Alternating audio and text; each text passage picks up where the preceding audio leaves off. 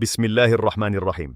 Alhamdulillahi Rabbil Alamin, wassalatu wassalamu ala Rasulillah wa ala alihi wa sahbihi ajma'in. Mes chers frères et sœurs dans l'islam, et à tous ceux qui nous suivent ce soir avec un cœur ouvert et un esprit en quête de vérité, qu'ils soient musulmans ou non musulmans, je vous souhaite la bienvenue dans cet espace de lumière, de savoir et de sérénité. Nous sommes ici non pas pour nous disputer, non pas pour nous diviser, mais pour chercher ensemble ce que Allah le Très-Haut a voulu pour nous à travers son livre noble et à travers la sunna de son prophète bien-aimé, Muhammad sallallahu alayhi wa sallam. Ce soir, une question a été posée, une question sincère, une question que beaucoup de musulmans se posent en silence, parfois avec hésitation, parfois avec une légère inquiétude dans le cœur. Et cette question est la suivante. La prière de Tarawih est-elle vraiment une bid'a interdite ? Je veux que vous compreniez dès le départ que cette question ne vient pas d'un endroit d'arrogance. Elle vient d'un endroit de sincérité et Allah aime celui qui cherche la vérité avec un cœur pur. Alors répondons-y ensemble, en profondeur, avec des preuves solides tirées du Coran et de la sunna authentique du prophète sallallahu alayhi wa sallam.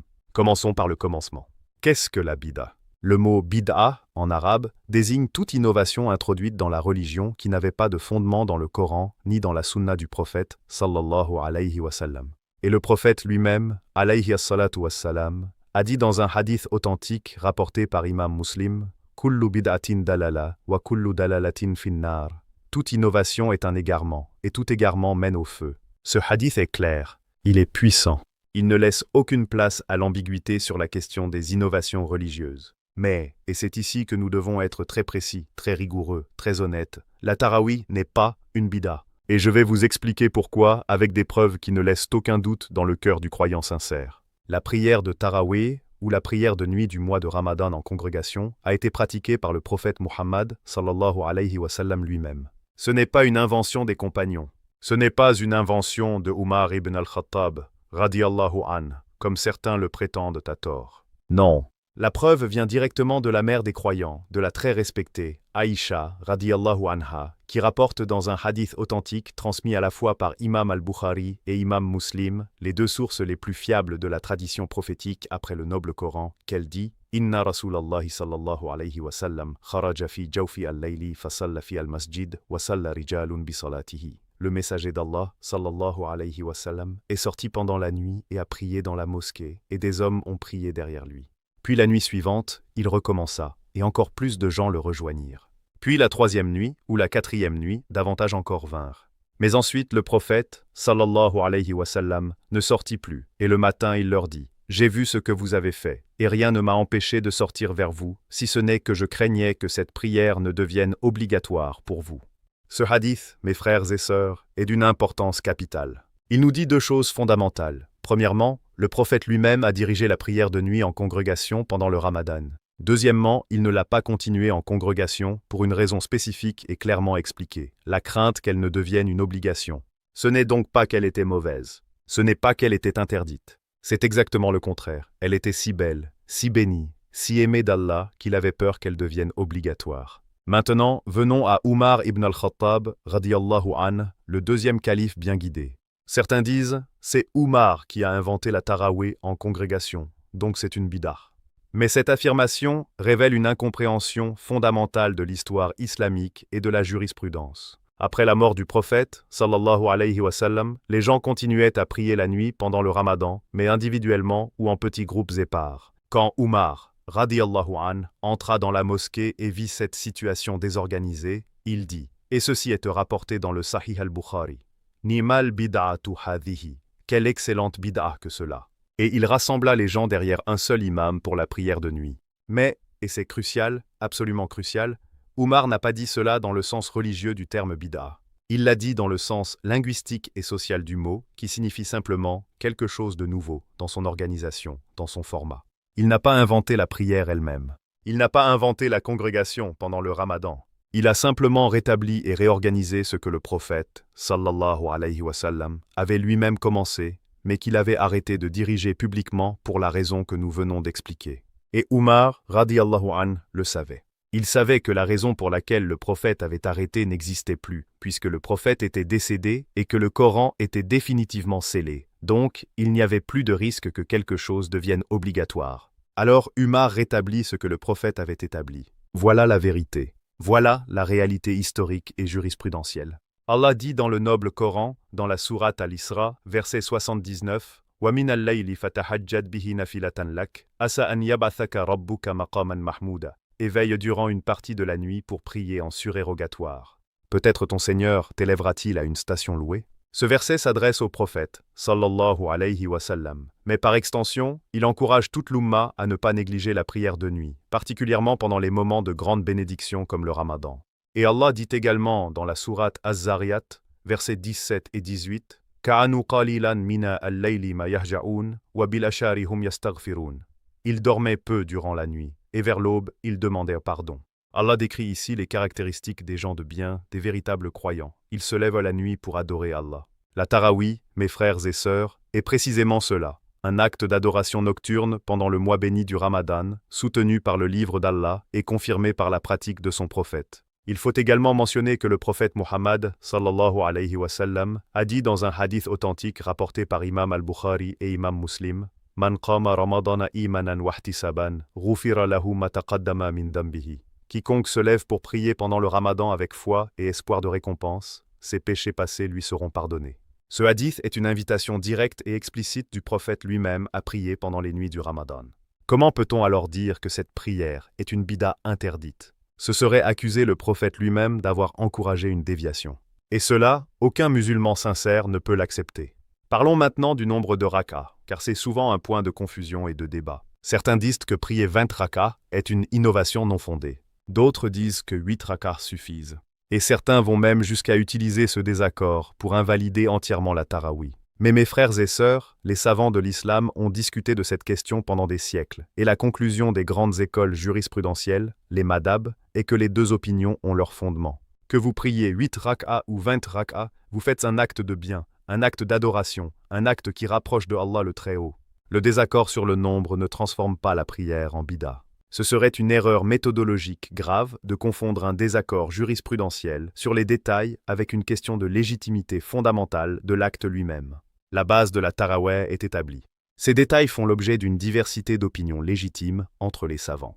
Et cette diversité est une rahma, une miséricorde pour cette Ummah, comme l'a enseigné notre prophète bien-aimé. Je veux maintenant m'adresser à tous ceux qui, peut-être, viennent d'un autre horizon spirituel. Peut-être des frères et sœurs chrétiens qui nous regardent ce soir avec curiosité et ouverture d'esprit. Je vous remercie d'être là.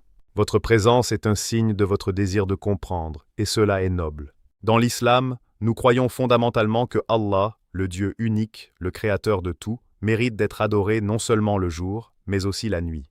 Le prophète David dans la tradition biblique, se levait la nuit pour louer Allah. Le prophète Isa, Jésus, paix soit sur lui, priait dans la solitude nocturne. La prière de nuit n'est pas une invention islamique, c'est une tradition prophétique qui traverse toutes les grandes révélations monothéistes. Dans l'islam, cette tradition est particulièrement vivante pendant le mois de Ramadan, le mois du jeûne, le mois de la révélation du Coran. Et la Tarawih en est l'expression collective, communautaire et spirituellement puissante. C'est une occasion pour les musulmans de se rassembler après avoir rompu le jeûne, de se tenir côte à côte dans la mosquée, d'écouter la récitation du Coran, ce même livre qui reconnaît Ibrahim, Moussa, Daud, Suleyman, Yahya et Issa comme des prophètes bien guidés, et d'adorer ensemble le Seigneur de l'univers. Cela, mes amis, ne peut pas être un mal. Cela ne peut pas être une déviation. Cela est de la lumière sur de la lumière, comme dit Allah dans la sourate An-Nur. Et pour revenir au cœur de notre sujet, je veux que chaque frère et chaque sœur qui nous écoute comprennent bien le principe fondamental de la jurisprudence islamique en matière d'adoration. En matière d'ibada, d'adoration, le principe est que tout est interdit sauf ce qui est établi par la preuve. Et nous venons de voir que la Tarawih est établie par la preuve du Coran, par la preuve du hadith authentique, par la pratique du prophète lui-même et par le consensus des compagnons et des générations qui ont suivi. Elle ne peut donc pas être une bida interdite. Ceux qui affirment qu'elle l'est se trompent, et je le dis avec tout le respect que je dois à quiconque cherche sincèrement la vérité, mais avec la fermeté que la vérité exige. Car taire la vérité devant l'erreur n'est pas de la sagesse, c'est de la faiblesse déguisée en politesse. Et un cheikh qui vous respecte vraiment est celui qui vous dit la vérité, même quand elle est difficile à entendre. Alors que devons-nous faire, nous musulmans, face à ces questions qui parfois divisent nos communautés? Nous devons retourner au Coran et à la Sunna authentique avec des cœurs humbles et des esprits ouverts. Allah dit dans la sourate An-Nisa, verset 59, فَإِن تَنَازَعْتُمْ فِي شَيْءٍ فَرُدُّوهُ إِلَى اللَّهِ وَالرَّسُولِ. Si vous vous disputez sur quelque chose, ramenez-le à Allah et au messager. Voilà la méthode. Voilà la boussole. Non pas les opinions des hommes, non pas les traditions culturelles, non pas ce que le voisin dit ou ce que la famille a toujours fait, mais le livre d'Allah et la sunna de son prophète, examinés avec rigueur, avec honnêteté et avec la guidance des savants qualifiés de cette umma. Et sur ce point, je veux dire quelque chose d'important. Méfiez-vous de ceux qui, sur les réseaux sociaux, dans des vidéos courtes, déclarent avec assurance que telle ou telle pratique des musulmans depuis des siècles est une bid'a, sans preuve solide, sans profondeur académique, sans référence aux grands savants de l'islam. L'islam est une religion de savoir. Allah commence son livre par Iqra, lis. Et le prophète, sallallahu alayhi wa sallam, a dit « Innamal ulama'u warathat al-anbiya » Les savants sont les héritiers des prophètes. Cherchez le savoir auprès de ceux qui l'ont réellement acquis, qui ont étudié les sciences islamiques de manière rigoureuse et sérieuse. Ne laissez pas votre foi être secouée par des affirmations non fondées. La tarawih est une sunna confirmée, une pratique établie du prophète Muhammad, sallallahu alayhi wa sallam. Elle est recommandée, elle est bénie, elle est une porte ouverte vers le pardon d'Allah pendant le mois le plus sacré de l'année. Quiconque l'a prie avec foi et espoir de récompense verra ses péchés pardonnés, comme le prophète nous l'a promis. Et la promesse du prophète de l'islam est une vérité absolue, car il ne parle pas de lui-même, il ne parle que par révélation, comme Allah nous le dit dans la sourate An-Najm. Mes chers frères et sœurs, priez la tarawih, remplissez les mosquées pendant le ramadan, écoutez la récitation du Coran, levez vos mains en supplication, pleurez devant Allah, demandez-lui son pardon, sa miséricorde et son agrément. Car c'est cela l'islam, non pas une religion de disputes stériles, mais une religion de lumière, d'amour pour Allah, d'amour pour son prophète et d'amour pour l'humanité entière. Que Allah nous guide tous vers ce qui lui plaît, qu'il nous protège des innovations véritables et des égarements, qu'il unisse nos cœurs sur la vérité et qu'il nous accorde, à tous, ses grâces immenses en ce monde et dans l'au-delà. Amen. Amen. Ya Rabbal Alamin. Chers frères et sœurs qui nous suivez sur cette chaîne dédiée à l'enseignement islamique, si cette réponse vous a apporté de la clarté, de la lumière et de la paix dans le cœur, je vous invite chaleureusement à vous abonner à cette chaîne pour ne manquer aucun enseignement, à liker cette vidéo pour qu'elle atteigne le plus grand nombre de nos frères et sœurs qui en ont besoin, à la partager autour de vous, avec vos familles, vos amis, vos proches, car transmettre la connaissance islamique est une sadaqa jariya, une aumône continue dont la récompense ne cesse jamais. Et laissez un commentaire en écrivant « Allah Akbar » pour nous faire savoir que vous êtes là, que vous cherchez la connaissance, que vous êtes de ceux qu'Allah a guidés vers sa lumière. Qu'Allah vous bénisse tous. Assalamu alaikum wa rahmatullahi wa barakatuh. Maintenant, je veux approfondir quelque chose qui me tient vraiment à cœur, parce que je vois trop de musulmans aujourd'hui, des gens sincères, des gens qui aiment Allah et qui aiment son prophète, se laisser troubler par des arguments qui semblent logiques en surface, mais qui s'effondrent dès qu'on les examine à la lumière de la connaissance authentique. Et l'un de ces arguments que j'entends souvent concernant la tarawih, c'est celui-ci. Si le prophète, sallallahu alayhi wa sallam, a arrêté de la pratiquer en congrégation, cela signifie qu'il ne voulait pas qu'on la fasse. Mes frères et sœurs, cette conclusion est profondément erronée, et je vais vous expliquer pourquoi avec une clarté absolue. Le prophète, sallallahu alayhi wa sallam, a lui-même expliqué la raison de son retrait, et nous l'avons dit dans la première partie. Il craignait qu'Allah la rende obligatoire. Ce n'est pas un signe de désapprobation. C'est au contraire un signe d'amour et de miséricorde envers sa Oumma. Il ne voulait pas alourdir le fardeau de ses compagnons et de tous les musulmans qui viendraient après eux. C'est la même logique qui l'a amené, sallallahu alayhi wa sallam, à ne pas ordonner certaines choses de peur qu'elles ne deviennent une obligation pour nous. Cette attitude est une rahma, une miséricorde, et non pas une interdiction déguisée. Et quand la raison de cette précaution a disparu avec le scellement de la révélation après sa mort, la porte de la tarawih en congrégation s'est rouverte pleinement, légitimement, et sans aucune ambiguïté jurisprudentielle. Il y a aussi un autre point que je veux aborder, parce qu'il revient souvent dans les discussions autour de ce sujet, et c'est la question du terme même que Umar ibn al-Khattab, radiyallahu an, a utilisé. Rappelons-nous, il a dit « Nimal bidatu hadihi » en voyant les gens prier en congrégation. Et certains prennent ce seul mot, bida, pour dire « Vous voyez, même Umar a reconnu que c'est une innovation. » Mais mes frères et sœurs, comprenons bien la langue arabe et comprenons bien le contexte. Le mot bid'a, en arabe classique, peut simplement désigner quelque chose qui a l'apparence d'une nouveauté dans sa forme extérieure, dans son organisation visible. Umar ne disait pas que la prière elle-même était une nouveauté religieuse non fondée. Il disait que rassembler les gens sous un seul imam, de manière organisée, dans toute la mosquée, avait l'apparence d'une nouveauté par rapport à ce que les gens voyaient depuis quelques années, depuis que le prophète avait arrêté de sortir pour la diriger publiquement. Mais Umar, radiyallahu an, savait mieux que quiconque que cette prière avait été instituée par le prophète lui-même. Umar était là. Il était parmi les compagnons les plus proches, les plus savants, les plus conscients de la sunna. Pensez-vous sérieusement qu'un homme de la stature de Umar ibn al-Khattab aurait réuni les musulmans pour une pratique qu'il croyait être une bid'a interdite? Cela est impensable. Cela contredit tout ce que nous savons de sa personnalité, de sa piété et de sa rigueur dans l'application de la religion. Et d'ailleurs, Allah nous a ordonné dans le noble Coran, dans la sourate At-Tawbah, verset 100, de suivre l'exemple des premiers croyants. Il dit « Was-sabiquna al-awwaluna minal muhajirin wal-ansar walladhina ittaba'uhum bi-ihsanin radiyallahu anhum wa radu an » Les premiers à avoir embrassé l'islam parmi les muhajirun et les ansar et ceux qui les ont suivis dans la bonté, Allah est satisfait d'eux et ils sont satisfaits de lui.